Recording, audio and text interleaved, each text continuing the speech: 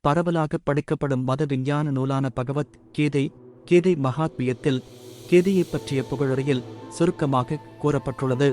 சுயநோக்கங்களை அடிப்படையாக கொண்ட விளக்கங்களை தவிர்த்து கிருஷ்ண பக்தரின் உதவியோடு பகவத்கீதையை ஆராய்ந்து படித்து அறிய முயல வேண்டுமென்று அங்கு குறிப்பிடப்பட்டுள்ளது. பகவத்கீதையை தெளிவாக புரிந்து கொள்வதற்கான உதாரணம் கீதையிலேயே இருக்கின்றது. பகவானிடமிருந்து நேரடியாக கேட்டு உபதேசத்தை புரிந்து கொண்ட அர்ஜுனனின் வழியை நாம் பின்பற்ற வேண்டும். அந்த சீட பரம்பரையின் மூலம் பகவத்கீதையை புரிந்து கொள்ள ஒருவனுக்கு பாக்கியம் இருந்தால் அவன் வேத ஞானம் உள்ளிட்ட உலகின் அனைத்து சாஸ்திர கல்வியையும் மிஞ்சிவிடுகிறான். மற்ற சாஸ்திரங்களில் காணப்படும் எல்லாவற்றையும் கீதையில் காண முடியும்.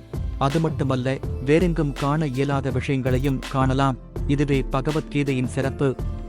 புருஷோத்தமரான முழுமுதற் கடவுள் ஸ்ரீ கிருஷ்ணரே நேரடியாக உபதேசித்ததால் இது குறைபாடுகளற்ற ஆன்மீக விஞ்ஞானமாகும்.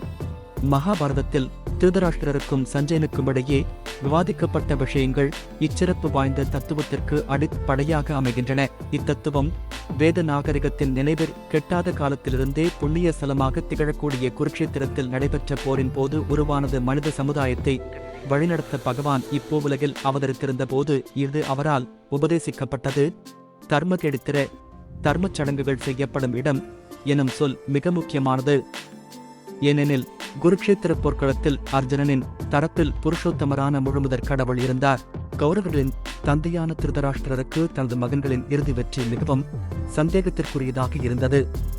அவரது சந்தேகத்தினாலேயே அவர்கள் என்ன செய்தனர் என்று தனது காரியதரிசியான சஞ்சயனிடம் வினவினார். போரில் ஈடுபடுவதற்கான தீர்மானத்துடன் குருக்ஷேத்திர களத்தில் அவரது மகன்களும் அவரது தம்பியான பாண்டுவின் மகன்களும் ஒன்று கூடியிருந்தனர் என்பது அவருக்கு நன்றாக தெரியும்.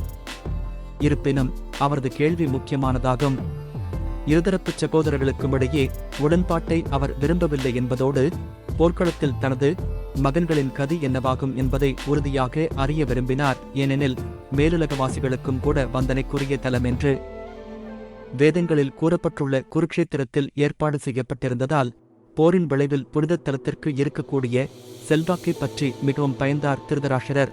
இயற்கையிலேயே நற்குணம் நிரம்பிய அர்ஜுனன் மற்றும் பாண்டுவின் இதர மகன்களுக்கு இந்த இடம் மிகவும் சாதகமாக அமையும் என்று அவர் நன்றாகவே அறிந்திருந்தார். இந்த கதையின் தொடர்ச்சிக்காக காத்திருங்கள். நன்றி.